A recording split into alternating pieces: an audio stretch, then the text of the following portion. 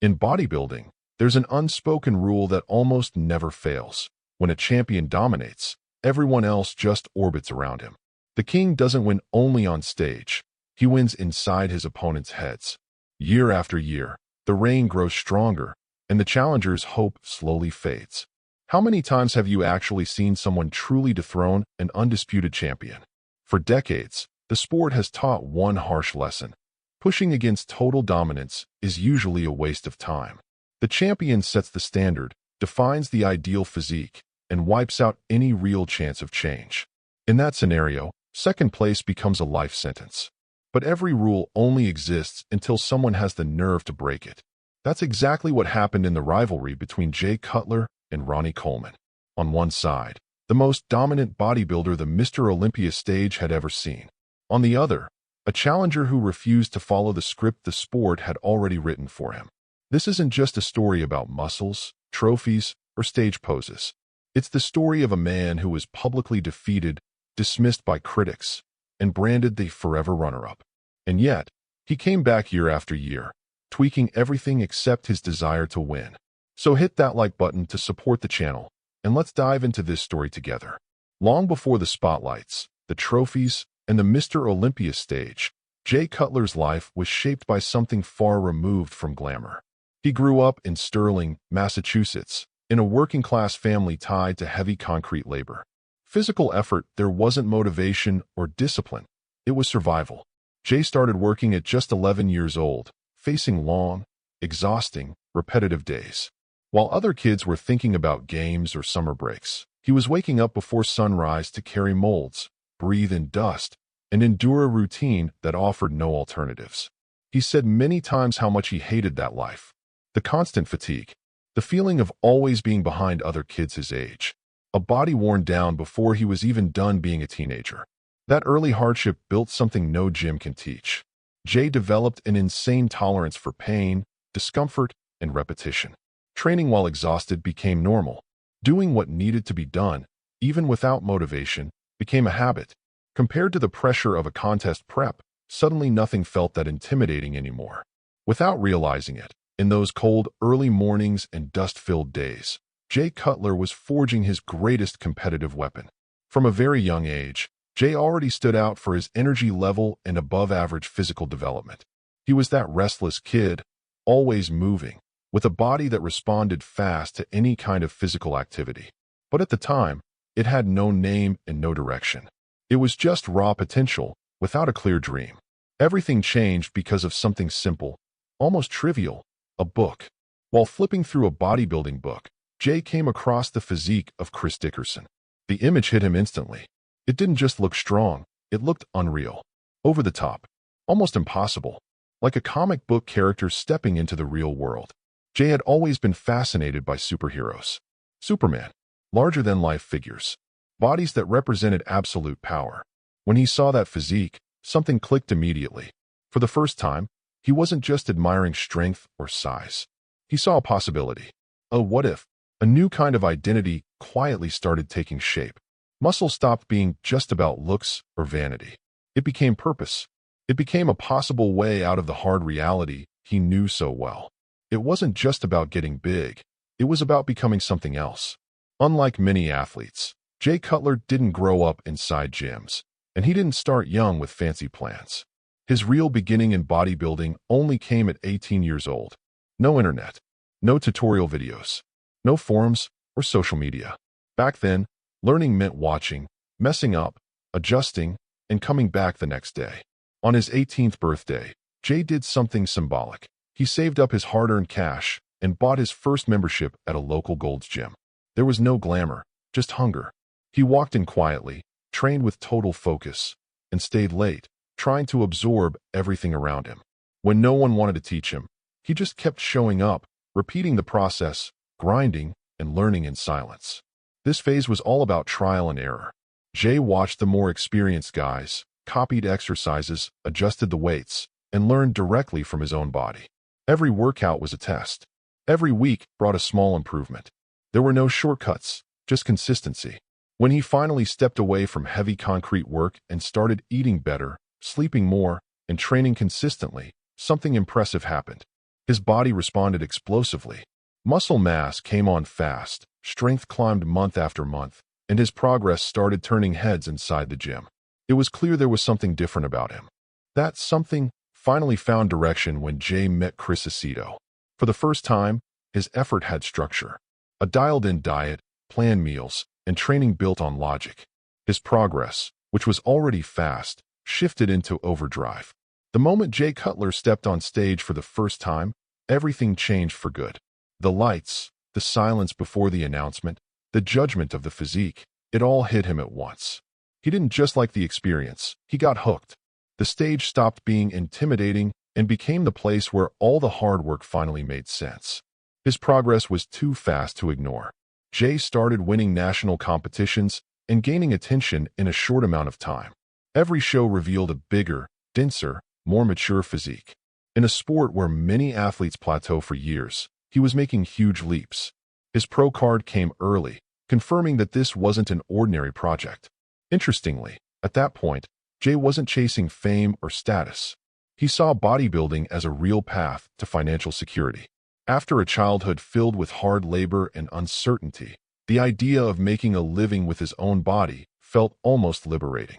Turning pro, more than anything, meant stability. By age 23, Jay Cutler was officially in the professional ranks, competing against names he used to see only in magazines. But the timing was unusual.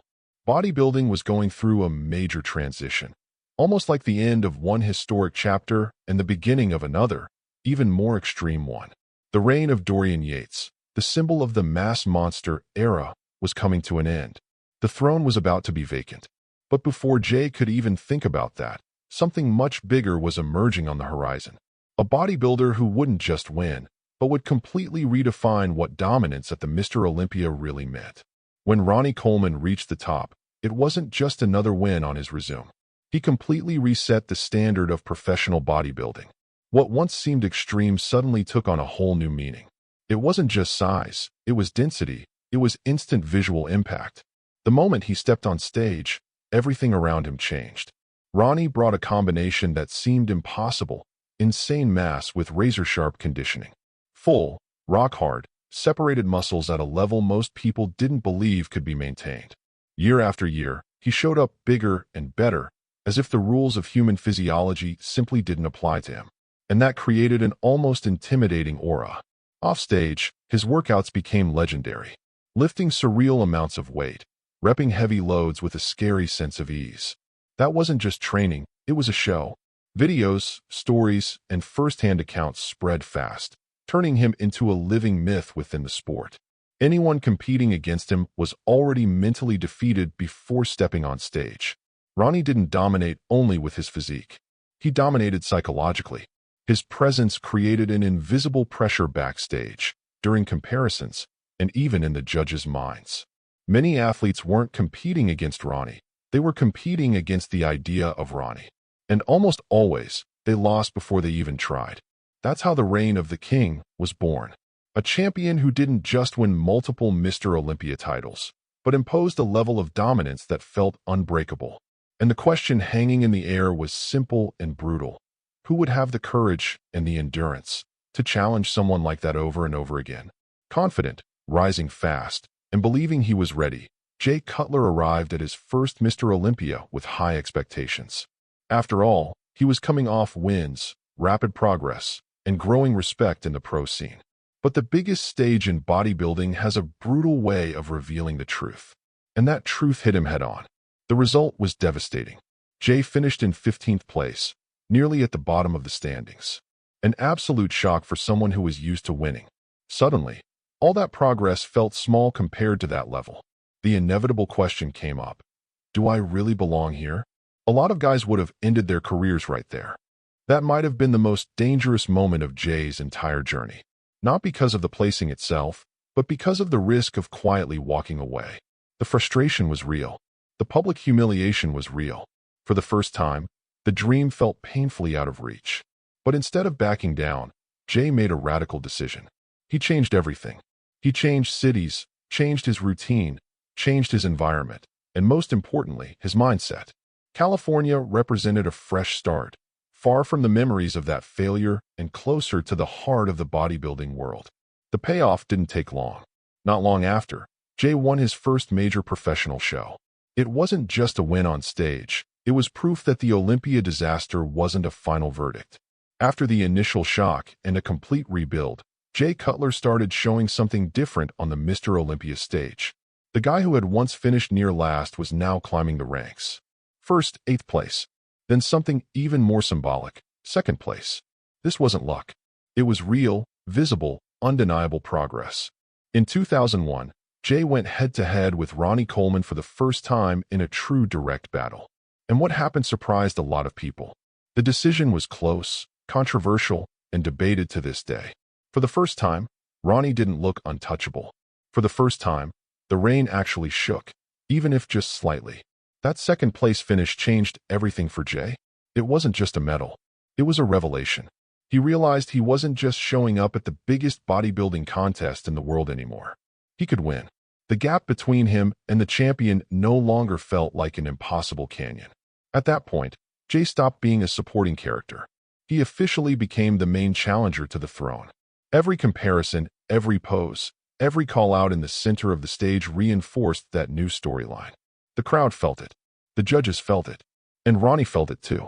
From that moment on, the Mr. Olympia stopped being just an annual contest. It became a must-see duel. A clash of styles, physiques, and mindsets.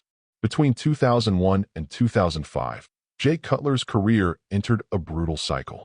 Year after year, he showed up to the Mr. Olympia bigger, better, more confident, and walked away with the same result, 2nd place. To the fans, it looked like consistency. To Jay, it was psychological torture. Being that close and never getting there is one of the hardest tests an athlete can face. Each season, Jay fine-tuned everything. More size, better conditioning, sharper posing. The problem was that on the other side stood someone who always seemed one step ahead. Ronnie Coleman kept winning, maintaining an aura of invincibility that made every improvement feel like it still wasn't enough. The peak of that frustration came in 2003. That year, Ronnie brought what many still consider the most dominant physique in bodybuilding history. Massive beyond belief, insanely shredded, practically untouchable. For Jay, it was like running the best race of his life, and still losing to a time no one could reach. There was no argument possible on that stage. In 2004 and 2005, the picture shifted slightly. The battles got tighter. The comparisons lasted longer. The gap no longer seemed so huge. Even so, the title kept slipping away. Every 2nd place announcement reinforced the same question: what's still missing? And that doubt started weighing just as heavily as the training itself. 4 straight years as the runner-up shaped Jay Cutler's public image. To some, he was the eternal 2nd place. To others, the only man capable of threatening the king. But the real question was internal. How long can someone endure being that close to the top without breaking? As the rivalry intensified, it became increasingly clear that Ronnie Coleman and Jay Cutler weren't just competing against each other. They represented 2 completely different paths within bodybuilding. 2 opposite ways of chasing physical perfection, and that contrast made the rivalry even more compelling. Ronnie went all in on maximum strength. Extreme weights, low reps, and workouts that looked like they defied the limits of the human body. His lifts became legendary and helped build a physique that seemed impossible to replicate. On stage, that approach delivered density, shock value, and total dominance. But over time, that same method would come with a heavy price. Jay, on the other hand, chose a more strategic path. His focus was on total volume, higher reps, precise execution, and overall symmetry. He wasn't trying to be just the biggest guy on a single day. He was chasing balance, consistency, and control. It was a long-term build, not just to win once, but to last. That difference in philosophy showed outside the stage as well. While Ronnie pushed the limits of raw strength, Jay refined every detail of his physique. Shoulders, legs, lines, proportions, everything was treated like pieces of a puzzle that had to fit perfectly. After years of running into the same wall, Jay Cutler reached a hard but freeing realization. He would never beat Ronnie Coleman by trying to be a different version of him. Copying the king was accepting defeat in advance. To win, Jay would have to do something much harder, be different. In 2006, everything changed. Instead of obsessively chasing raw mass, Jay shifted his focus to balance, structure, and visual consistency. He didn't abandon size, but he learned to control it. The goal now was to present a big physique, yes, but clean, full, and visually organized from top to bottom. When Jay stepped on stage that year, something felt different. He was bigger than ever, but also more complete. The lines were clear, the conditioning more solid, and the overall package easier for the judges to read. It was a physique that didn't need to scream to impress, it just worked. For the first time in years, Ronnie didn't completely dominate the comparisons. The call-outs dragged on. The judges' eyes went back and forth. The center of the stage no longer felt like exclusive territory. The crowd could feel the tension, even without knowing the final result. Something rare was happening. Before any official announcement, the stage had already sent the message. The strategy change had worked. Jay Cutler had finally found a way to face the king without trying to wear the same crown. And in that moment, everyone realized the impossible was suddenly very close. The final comparisons at the 2006 Mr. Olympia felt endless. The athletes were called back to center stage again and again, and the tension was visible in every pause. The silence from the crowd spoke louder than words. Something different was unfolding, and everyone sensed this moment wouldn't follow the usual script. For the first time in years, Ronnie Coleman didn't look untouchable. The side-by-side poses no longer had an obvious winner. Absolute dominance gave way to doubt, and in elite bodybuilding, doubt is dangerous for a reigning champion. The audience began to realize that the impossible was truly on the table. When it was time for the announcement, the air felt heavy. Years of history, dominance, and repetition were compressed into a few seconds. Then Jay Cutler's name was called as the winner of the 2006 Mr. Olympia. In that instant, everything changed. It wasn't just a result, it was a historic shock. After years of second-place finishes, criticism, and public frustration, Jay had finally reached the top of the sport. Every past loss gained new meaning. Every adjustment, every comeback, every tough decision now made sense. He didn't win despite the losses, he won because of them. And just like that, the reign came to an end. Ronnie Coleman was dethroned. Not with humiliation, but with respect. The fall of the king didn't mark the end of a legend. It marked the definitive rise of another. Bodybuilding would never be the same after that night. After 2006, the impact of that rivalry became impossible to ignore. Jay Cutler didn't just win once. He went on to claim 4 Mr. Olympia titles and permanently cement his name in the sport's history. The athlete, once labeled the eternal second place, proved that persistence and adaptation can rewrite any narrative. On the other side, Ronnie Coleman never lost his legendary status. With 8 Mr. Olympia titles, he remains one of the greatest bodybuilders of all time. Even after losing the throne, his era of absolute dominance continues to be a benchmark, a comparison point, and an inspiration for generations to come. More than individual titles, this rivalry defined an entire era of modern bodybuilding. For years, the sport revolved around this clash. Fans weren't just watching competitions, they were watching chapters of an ongoing story. Every Mr. Olympia felt like a new, decisive episode. The contrast between the two almost became a case study within the sport.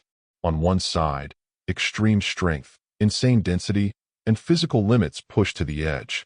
On the other, strategy, symmetry, consistency, and competitive intelligence. This rivalry proved that there isn't just one path to the top. There are choices, consequences, and the right moments to act. Over time, tension gave way to respect. What started as a fierce confrontation turned into mutual admiration and genuine friendship. Jay acknowledged the magnitude of the reign he brought down, and Ronnie recognized the resilience of the man who never quit. In the end, this was never just a story about muscles, trophies, or stage poses. What really keeps you hooked is what lies beneath the physique. Tough decisions, public losses, and the constant choice to keep going when quitting would be easier. That's what turns this rivalry into something bigger than the sport itself. Jay Cutler's journey proves that persistence and adaptation can bring down even the most intimidating reigns.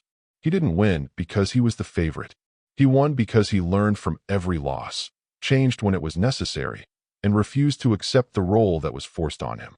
At the same time, Ronnie Coleman showed the world what it truly means to be legendary. His dominance, his strength, and his impact redefined the limits of bodybuilding. Even in defeat, his legacy remained untouched, standing as the ultimate benchmark of greatness for years to come. Together, Jay Cutler and Ronnie Coleman created one of the greatest stories ever told in bodybuilding. Now that this story has reached its conclusion, the real question isn't who won more titles. The real question is, what does this rivalry awaken in you? The journey of Jay Cutler and Ronnie Coleman shows that in any area of life, talent without persistence can't sustain a reign, and persistence without adaptation can't break barriers.